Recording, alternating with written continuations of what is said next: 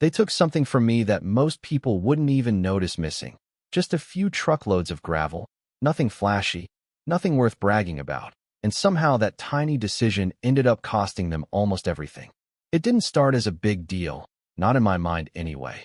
Just one of those quiet mornings where you're driving your own land, checking fences, thinking about what needs fixing next, coffee still warm in the cup holder, and then you see something that doesn't sit right, something small, but wrong enough that your foot hits the brake before your brain even catches up.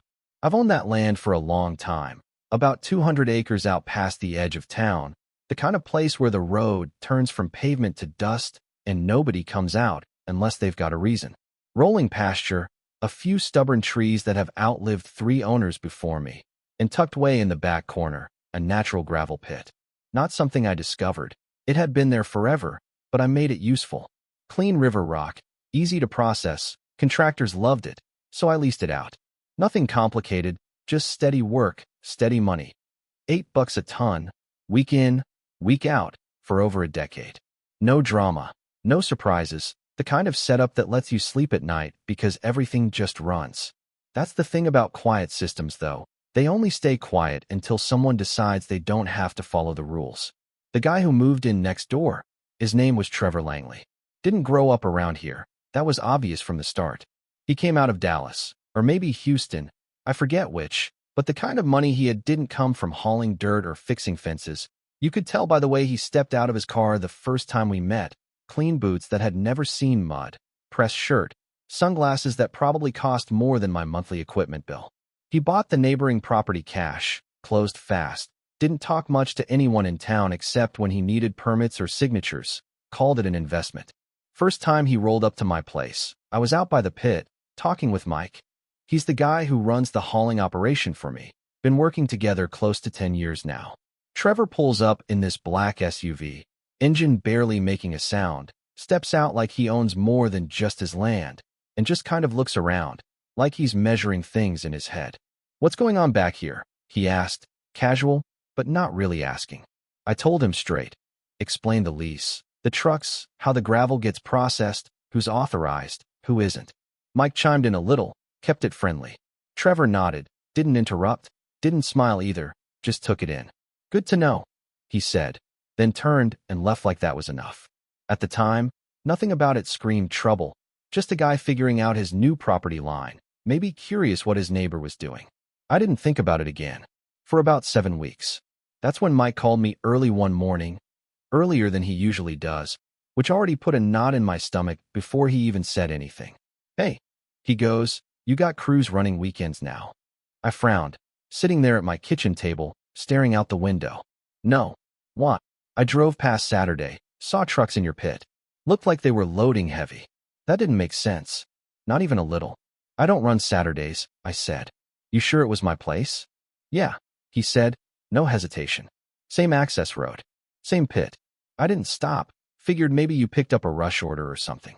I didn't answer right away, just felt that slow, creeping realization start to settle in. "I'll go take a look," I told him.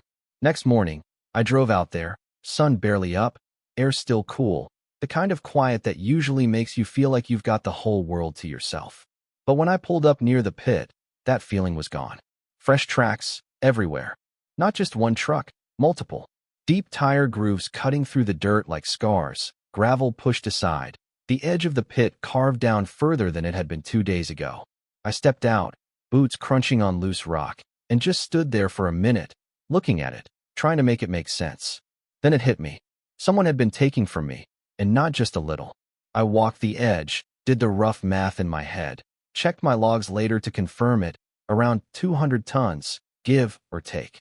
At $8 a ton, that's $1,600. Not enough to bankrupt anyone, but not small enough to ignore either. And here's the thing, it wasn't just the money. It was the assumption that they could take it, and I wouldn't do anything about it. I already knew who it was before I even picked up the phone. Trevor answered like nothing in the world was wrong, like I was calling to talk about the weather or borrow a tool. "Morning," he said. "You been in my pit?" I asked, no small talk. There was a pause, just long enough to confirm everything. "Yeah," he said finally, easy as ever. That was my crew. Needed some base material for a project. Figured it wasn't a big deal. I felt my jaw tighten. You took 200 tons of gravel off my land, I said, without asking. I was going to square up with you, he replied, almost amused. Once the deal closes. That right there, that tone, like he was doing me a favor by planning to pay later, that's when something shifted in me. No, I said, you don't get to decide that. That's theft. You owe me $1,600. Now, he let out a breath, like I was being unreasonable. Come on, he said. Don't make this complicated. We're neighbors. And I remember thinking, yeah, we are? Which is exactly why this matters. I leaned against my truck, looking out at the damage, at the fresh cuts in the earth that weren't there 2 days ago, and I realized this wasn't just about gravel anymore. It was about boundaries, and whether or not someone like him thought mine even existed. Then let's keep it simple, I told him. Pay what you owe, or I make it complicated. He didn't answer right away, and in that silence, I already knew which direction this was going. He didn't say yes, and he didn't say no either.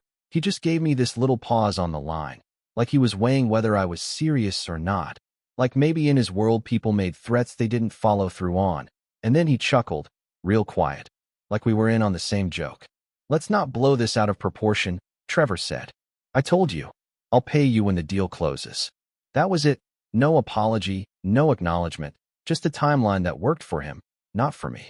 I stared out at the pit again, at the tracks, at the missing earth, and something in me settled. Not anger exactly, more like clarity. The kind you get when the situation stops being confusing and starts being simple. You've got until the end of the day, I said. After that, I handle it my way. He exhaled through his nose, impatient now. You're really doing this over gravel? No, I said. I'm doing this because you think it's just gravel. I hung up before he could answer. Now, I'm not the kind of guy who runs to lawyers over every little thing.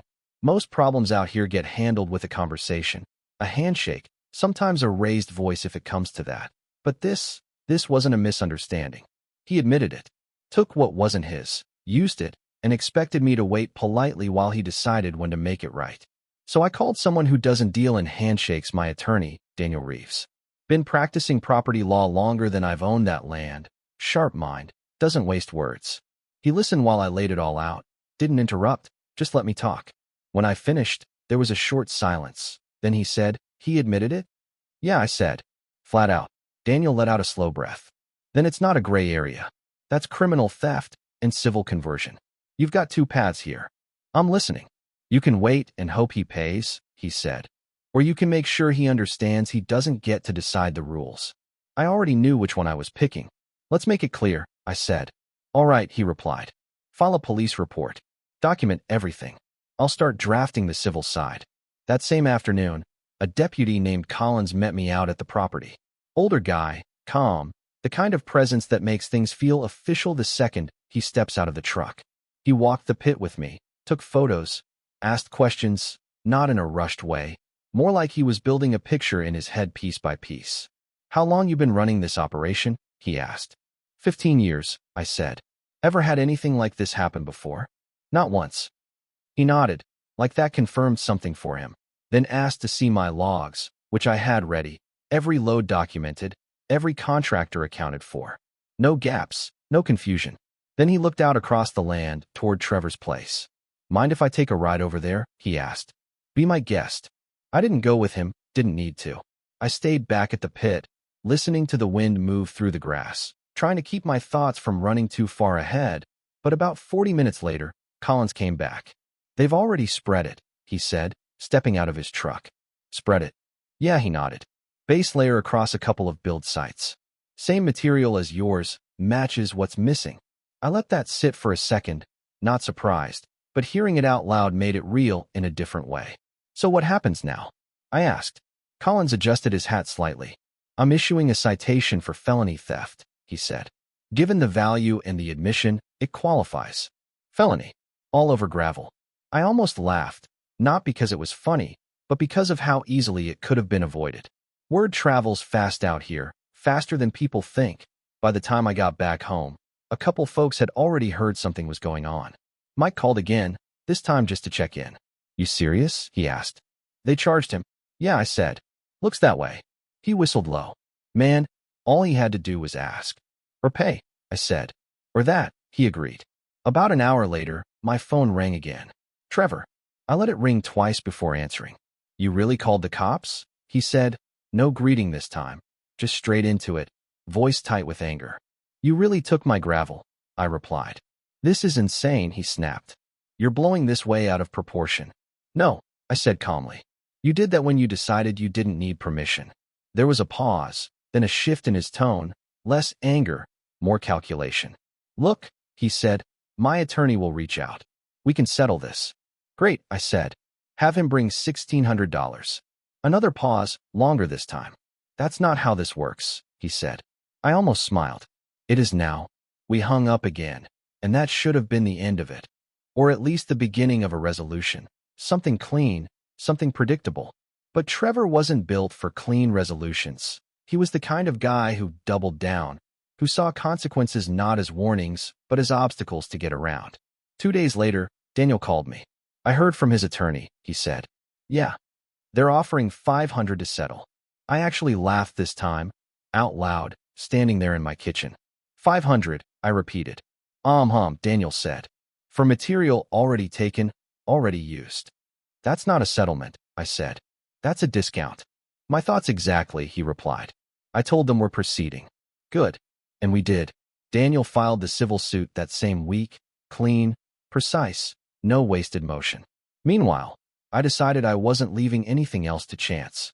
I went out to the pit, installed a steel gate across the access road, heavy lock, and had a camera system set up. Not just one angle, but multiple, covering every approach. Motion alerts tied straight to my phone. If Trevor thought this was still flexible, I wanted to make sure he understood it wasn't. For about 10 days, nothing happened. Quiet again. Almost too quiet. I started thinking maybe the message had landed, maybe the arrest, the lawsuit, the whole situation had finally sunk in for him. Maybe he realized pushing further wasn't worth it. And that's the thing about people like Trevor. They don't stop because they understand. They stop because they're forced to. It was just after 2 in the morning when my phone buzzed, that sharp, sudden vibration that pulls you out of sleep before your brain even knows why. I reached over, half awake, eyes barely open, and saw the notification. Motion detected. I sat up instantly, opened the camera feed, and there it was, headlights cutting through the dark, a truck backed up against my gate, 2 figures moving around it. One of them bent down, sparks flashing briefly. They were cutting the lock. For a second, I just stared, not even angry yet, just stunned by the audacity of it, like I was watching something that didn't quite feel real. Then the gate swung open. The truck rolled in. And just like that, it wasn't about the first theft anymore. This was something else. Something deliberate. I grabbed my keys, already dialing 911 as I headed out the door. Yeah, I said when they answered, voice steady but tight. I've got active trespassing and theft in progress on my property. By the time I hit the road, adrenaline had fully kicked in, the kind that sharpens everything, makes the dark feel darker, the headlights brighter, every second stretched just a little longer. As I got closer, I could already see movement down by the pit, another truck pulling in behind the first. They weren't just sneaking in. They were loading up. Again. And this time, I wasn't going to find out about it after the fact. This time, I was going to meet them there. By the time I turned off the main road and hit the dirt path leading back to the pit, I could already see their headlights bouncing through the trees. 2 trucks now, maybe 3, engines idling low like they were trying not to draw attention, which honestly made it worse, because it meant they knew exactly what they were doing. I killed my headlights about 100 yards out and just rolled forward slow, letting the truck creep along while I watched them, silhouettes moving, gravel pouring into the beds, that familiar metallic scrape echoing across my own land like it belonged to someone else. I didn't rush in, not yet. I parked off to the side, engine off, phone still in my hand, dispatcher on the line, giving updates in a low voice while my eyes stayed locked on the scene. They're loading right now, I said. At least 2 trucks full already, maybe working on a third. Units are on the way, she replied. Stay where you are. I almost laughed at that. Stay where you are, like I hadn't been standing my ground on this exact piece of land for years. Still, I listened, because this time, I wanted it done right. A few minutes later, though it felt longer, I saw the flash of red and blue cutting through the darkness behind me. Deputy Collins again. Same steady presence, same unhurried way of stepping out of the vehicle like he already knew how this was going to end. He walked up beside me, eyes on the pit. That them? He asked. Yeah, I said. Same operation as before, just bolder. He nodded once, then started walking toward them without raising his voice, without any drama, just a calm authority that didn't need to announce itself. Sheriff's Department, he called out as he got closer. Let's shut it down. Everything froze for a second. One of the drivers straightened up, shovel still in hand. The other climbed halfway out of the truck like he wasn't sure whether to run or explain. And then I saw him. Trevor, standing off to the side, hands on his hips, like he was supervising a job site instead of committing a crime for the second time in 2 weeks. Collins didn't raise his voice, didn't rush, just walked straight up to him. You want to explain what's going on here? He asked. Trevor gave this tight little smile, the kind that doesn't reach the eyes. I've got standing permission, he said. We've already been over this. I actually let out a breath at that. Not because it was funny, but because it was so predictable. Same play, same tone, just doubled down. Collins looked at him for a second, then glanced at the gate, still hanging open, the cut lock lying on the ground. Standing permission, Collins repeated slowly, doesn't usually involve cutting through a locked gate. Trevor didn't answer right away, and that silence said more than anything he could have come up with. Collins turned slightly, gestured toward the trucks. Step away from the equipment, he said. All of you. One of the drivers muttered something under his breath, but he dropped the shovel. The other climbed down fully, hands visible now. Trevor stayed where he was. You're making a mistake, he said, voice tight again, that edge creeping back in. This is a civil matter. Collins shook his head, just once. It stopped being civil the first time, he said. Now it's criminal again. That word hung in the air again. He moved in, calm as ever, and placed Trevor under arrest right there. No theatrics, no raised voices, just procedure, clean and final. The driver who'd been loading the truck got cuffed too. The third one stood off to the side, looking like he'd just realized this wasn't a late-night side job anymore. I stood back the whole time, didn't say anything, didn't need to. Everything that needed saying was already happening. And in that moment, watching him stand there, no more confidence, no more smirk, just quiet frustration. I didn't feel victorious. I felt finished, like whatever line had been crossed before had now been sealed. The next few weeks moved fast, faster than I expected. Daniel filed for an emergency injunction the next morning, and this time the court didn't take long to respond. Judge Eleanor Whitaker, sharp, direct, the kind of judge who doesn't entertain nonsense. We sat in that courtroom while the footage played, clear as day, Trevor's crew cutting the lock, loading the trucks, moving like they owned the place. No ambiguity, no room for interpretation. Trevor's attorney tried. I'll give him that. Talked about misunderstandings, prior communication, informal agreements, all the usual ways people try to soften something that isn't soft. Judge Whitaker didn't interrupt, she just listened. And then, when he finished, she leaned forward slightly and said, there is nothing informal about cutting through a locked gate and removing material that does not belong to you. Quiet room after that. She granted the injunction, permanent. No access, no gray areas, no loopholes. Then she added the second theft into the damages and opened the door for punitive damages on top. That's when it stopped being about what he took and started being about what it cost him to take it. The criminal side wrapped up not long after. Trevor entered a no-contest plea. 2 years probation, $5,000 in fines, full restitution. Not light, but not devastating either. The civil side, that's where it hit. Judge Whitaker laid it out clean. $3,600 for the gravel itself, $4,200 for the security upgrades I had to install, $8,000 in legal fees, and $15,000 in punitive damages. Just like that. A decision that could have cost him $1,600 at the start, now sitting at over $30,000. His attorney asked for a reduction, tried to frame it as excessive. The judge didn't even hesitate. Your client had multiple opportunities to resolve this, she said.